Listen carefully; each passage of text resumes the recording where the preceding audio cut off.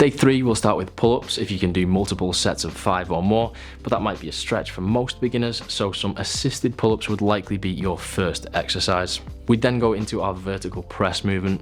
I'd use a seated Smith machine here, but on a flat bench.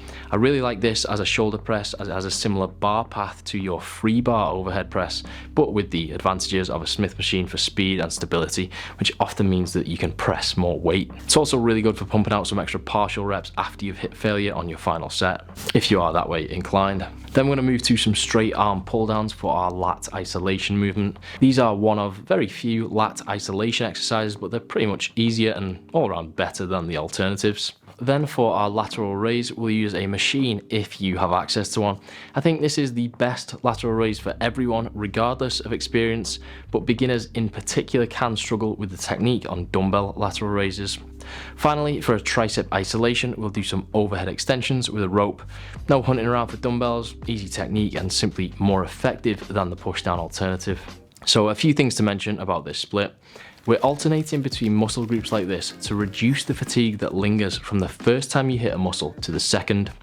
You can swap biceps and triceps here if you want, that's fairly irrelevant. I've put biceps in the horizontal day because I think pull-ups work your biceps more than rows, but it's probably marginal, feel free to do what you want. We could swap around our first 2 exercises and therefore our next 2 if we wanted to prioritize hitting a particular muscle group first in the workout, but because of how the exercises are grouped together, it wouldn't actually make much difference. I've put the leg day in the middle so I could break up the 2 upper body days with as much space as possible while still having at least a day in between every session.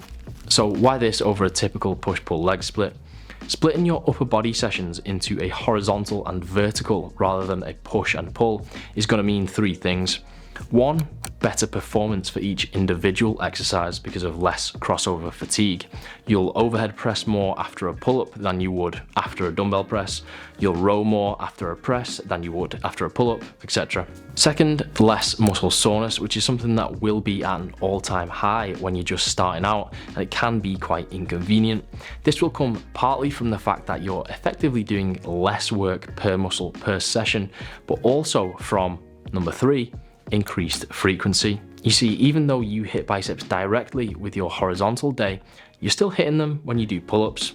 Same for triceps, same for rear delts, front delts, and some back muscles that are involved in both pull movements.